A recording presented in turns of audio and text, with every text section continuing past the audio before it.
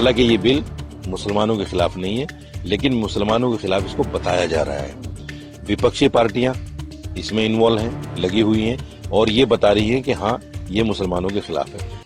देखिए, बिल को लेकर जिस तरह से समाज में भ्रांति फैलाई जा रही है सॉरी, मैंने बिल को पढ़ा है, उसमें ऐसा कुछ भी नहीं है कि भाई मुसलमानों की मस्जिदें या मदरसे या कोई और चीज उन पे कोई आंच आएगी, उसमें बिल्कुल भी कुछ ऐसा नहीं है। मैंने खुद पढ़ा है उसको।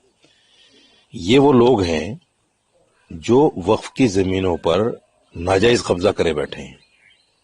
पर्सनल बोर्ड के लोग, जमीयत उलमा हिंद के लोग, ये वही लोग हैं। जितने भी पर्सनल बोर्ड के मेंबर हैं, असदुद्दीन अवैसी लेकर एक फजलुर रहमान मुजद्दिदी साहब हैं, राजस्थान में उनका बहुत बड़ा एक कॉलेज चलता है, मेडिकल कॉलेज, वो सारा वक्फ की जमीन पर है। असदुद्दीन अवैसी की बहुत सारी जगह, हजारों गज जगह बीघों के हिसाब से उसने कब्जाई हुई है। और दूसरे मेंबर हैं बहुत सारे।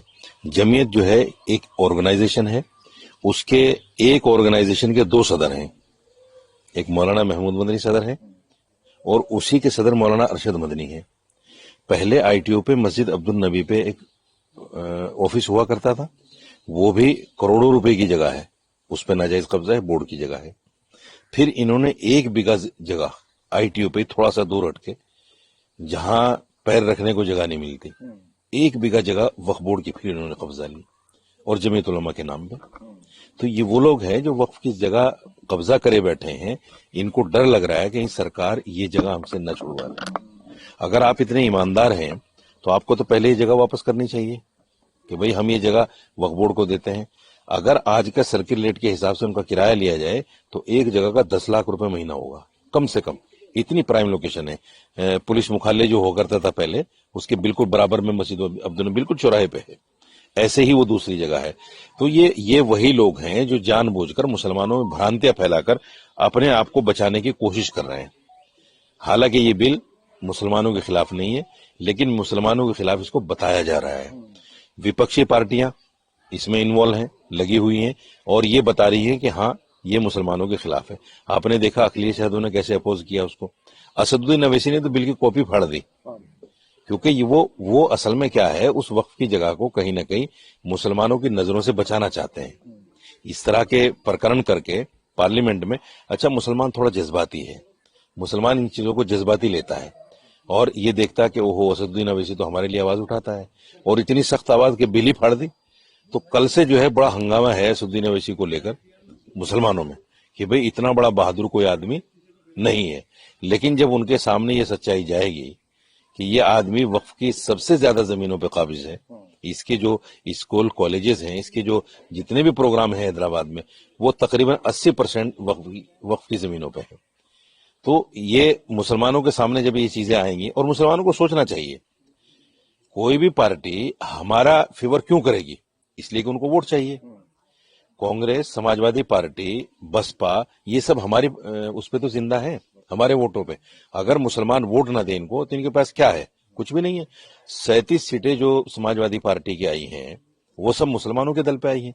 और ये समझिएगा कि यादव ने खुद उनको वोट नहीं दिया, यादव ने वोट नहीं किया यूपी में, मुसलमानों ने भर भर के किया है। आप दिल्ली में देखिए, दिल्ली में जितनी सीटें केजरीवाल को आई हैं वो 74% जो मुसलमानों ने वोट किया है उसकी वजह से आई हैं। नहीं तो अगर ये मुसलमान वोट नहीं करते उसको तो 0/0 हो जाता। तो ये सारी पार्टियां मुसलमानों के दम पे जिंदा हैं। हाँ, एक चीज जरूर हुई है, कुछ पार्टियां और हैं जो एनडीए में हैं, वो भी मुसलमानों के दम पे हैं, उनका चेहरा भी बेनकाब हो गया। जैसे जेडीयू है, दल बदलो चाचा, वो भी बेनकाब हो गए आज, क्योंकि मुसलमानों का वोट लेते हैं और मुसलमानों का वोट लेकर मुसलमान के साथ खड़े हुए नजर नहीं आते, हर जगह उनको पीछे छोड़ देते हैं। तेलुगु देशम पार्टी मुसलमानों की वजह से आई है, आरएलडी यूपी में मुसलमानों की वजह से आती है, मुसलमानों का वोट है। ये ऐसी पार्टियां हैं जो बेनकाब हो गई मुसलमानों की नजरों में। हालांकि मैं फिर उस बात को कहता हूं कि इस बिल को लेकर मुसलमान किसी भ्रम में न रहे। ये बिल मुसलमानों के खिलाफ नहीं है। मैं भी इस बिल के खिलाफ था, लेकिन जब मैंने बिल को पढ़ा तो मुझे कुछ इसमें नहीं लगा।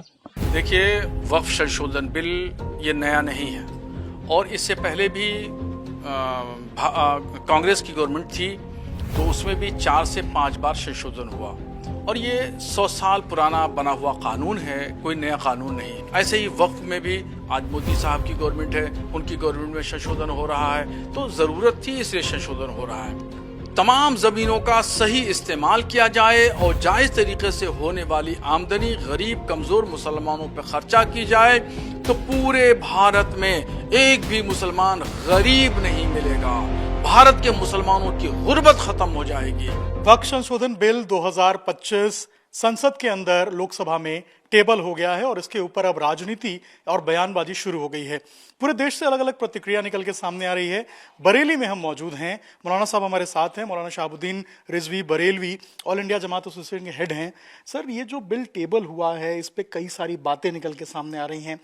एक मुस्लिम होने के नाते, मौलाना होने के नाते, बरेलवी होने के नाते विशेष रूप से बरेली के लोग क्या सोच रहे हैं और इस बिल में क्या खामियां क्या खूबियां हैं? देखिए, वक्फ संशोधन बिल ये नया नहीं है और इससे पहले भी कांग्रेस की गवर्नमेंट थी तो उसमें भी 4 से 5 बार संशोधन हुआ और ये 100 साल पुराना बना हुआ कानून है, कोई नया कानून नहीं है। मगर ज़माने और हालात के तकाज़े होते हैं और ज़माने की ज़रूरतें होती हैं, उसके तहत तरमीम और तब्दील संशोधन होता रहता है। ऐसे संविधान में भी 100 बार संशोधन हो चुका है ज़रूरतों के हिसाब से। ऐसे ही वक्फ में भी आज मोदी साहब की गवर्नमेंट है, उनकी गवर्नमेंट में संशोधन हो रहा है, तो ज़रूरत थी इसलिए संशोधन हो रहा है। और ज़रूरत क्या थी? वो ज़रूरत ये थी कि वक्फ बोर्ड जितने भी हिंदुस्तान में हैं और ख़ास तौर पर उत्तर प्रदेश में वक्फ बोर्ड, तो ये लोग जो थे चेयरमैन, मेंबर और संबंधित अधिकारी, ये लोग मिल करके करप्शन का इन लोगों ने अड्डा बना दिया था।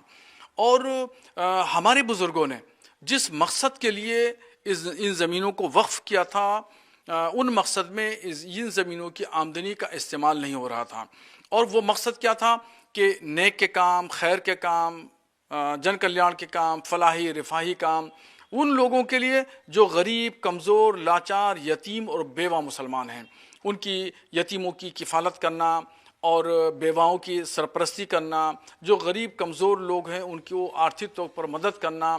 तो ये सब न हो करके भू माफियाओं से मिल करके वक्फ बोर्ड के चेयरमैन, मेंबरान, संबंधित अधिकारी ये सब ज़मीनों को खुर्द-बुर्द कर रहे थे, बेच रहे थे और लाखों रुपया वो अपनी पॉकेटों में रख रहे थे और मकसद से बिल्कुल एकदम भटक गए थे।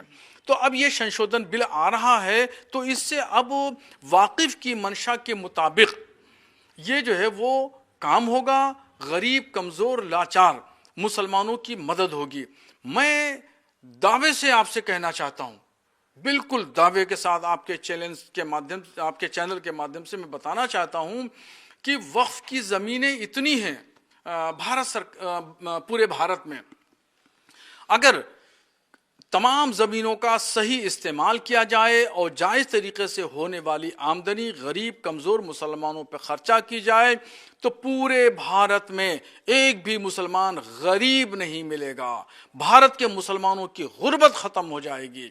और जो आप देखते हैं कि चौराहों पे, रोडवेज़ में, बसों में दाढ़ी वाले और क्या नाम है, बुर्का पोश ख़वातीन, ये ख़वातीन जो भीख मांगती हुई मिल रही हैं, ये कोई भी भीख मांगती हुई नहीं मिलेगी। एक मुसलमान भी भीख मांगता हुआ नहीं मिलेगा। लेकिन सर, आप जो बात कह रहे हैं, कई लोग हैं जो इसका विरोध कर रहे हैं। वो कह रहे हैं कि इससे ज़मीनें छीन ली जाएंगी, इससे जो है हमारी जो पुराने पूर्वज ने हमें जो दान किया था वो ले लिया जाएगा। आप कैसे समझाएंगे उनको, कैसे बताएंगे, क्या बोलेंगे इनके ऊपर? देखिए, ये जो गलतफहमी है, ये गलतफहमी पैदा की all India Muslim press law board ने और MIM के अध्यक्ष असदुद्दीन ओवैसी साहब ने। इन दो लोगों ने सबसे कलीदी किरदार अदा किया मुसलमानों के दिलो दिमाग में गलतफहमी पैदा करने के लिए। इन्होंने मुसलमानों को डर दिखाया और भय दिखाया और अभी भी आज के दिन भी पार्लियामेंट में तकरीर कर रहे हैं तो भी वो डर दिखा रहे हैं, भय दिखा रहे हैं कि गवर्नमेंट ज़मीन छीन लेगी, ये कर लेगा, वो कर लेगा और ये मस्जिदें महफूज नहीं है, मस्जिदों को ख़तरा है। जबकि मैं दावे से कह रहा हूँ, इस बिल में कहीं भी कोई ऐसी इबारत नहीं है, अंडरलाइन भी नहीं है, कोई बैन सुतूर भी कोई ऐसी इबारत नहीं है जिससे कोई मस्जिद को खतरा हो, मज़ार को खतरा हो, दरगाह को खतरा हो, ईदगाह को खतरा हो, कब्रिस्तान को खतरा हो। किसी भी मस्जिद, दरगाह, ईदगाह को कोई इस बिल से कोई खतरा नहीं है। आप कह रहे हैं खतरा नहीं है। All India Muslim personal law board की तरफ से कहा जा रहा है कि हम विरोध करेंगे, हम सड़क पे उतर के विरोध करेंगे। कई बार कई लोग ऐसा कह रहे हैं कि हम जो है प्रोटेस्ट सड़कों पे आगे करेंगे, उनको आप क्या कहेंगे? मुस्लिम पर्सनल लॉ बोर्ड अपने मकसद से भटक गया है।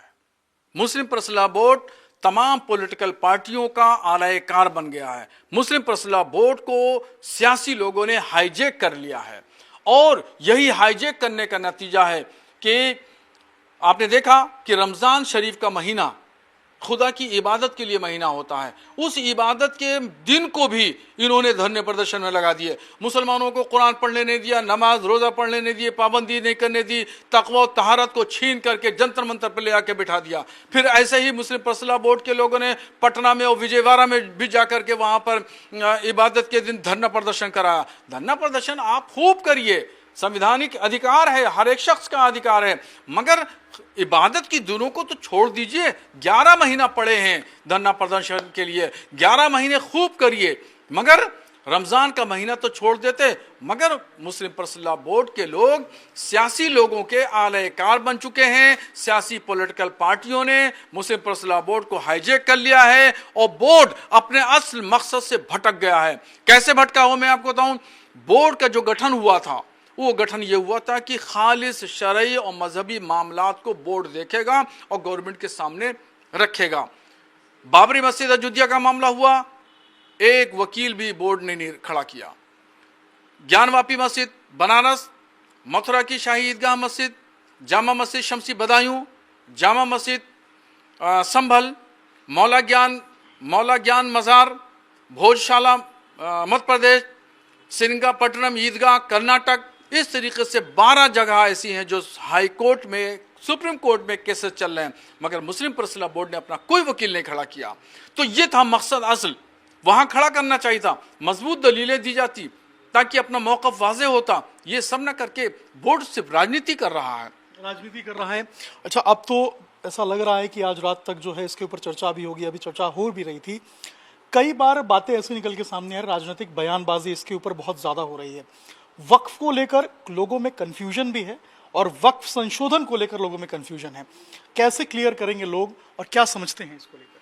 देखिए, इस कन्फ्यूज़न को दूर करना चाहिए था भारत सरकार को, और भारत सरकार के जो लोग हैं, अधीन हैं, उनको चाहिए था कि इस कन्फ्यूज़न को दूर करते हैं। चूँकि गलतफहमियाँ बराबर फैलाई जा रही हैं और ये कम से कम 6 महीने से गलतफहमियाँ फैलाई जा रही थी, और उसमें ज़रूरी था कि भारत सरकार को आगे आके स्पष्ट करना चाहिए। जैसे कल किरण रिजिजू ने बयान दिया, उससे पहले होम मिनिस्टर जी ने बयान दिया था, तो ये चीज़ें जो हैं वो बहुत पहले से कही जानी चाहिए थी और बाज़ाब्ता तौर पर मीडिया के ज़रिए वाज़े करना चाहिए था कि गवर्नमेंट ज़मीन नहीं छीने जा रही है, गवर्नमेंट किसी मस्जिद, मदरसा, खानका, ईदगाह, कब्रिस्तान पे कोई हस्तक्षेप नहीं करेगी। इस गलतफहमी को दूर करना चाहिए था। इसमें गवर्नमेंट फेल रही है गलतफहमी दूर करने में, और मुस्लिम पर्सनल लॉ बोर्ड और पॉलिटिकल पार्टियां ये कामयाब हो गई गलतफहमी पैदा करने में। इस वजह से मुसलमान जो है विरोध पे आया। अगर ये गलतफहमी नहीं फैलती तो मुसलमान कोई रोड पे नहीं आता।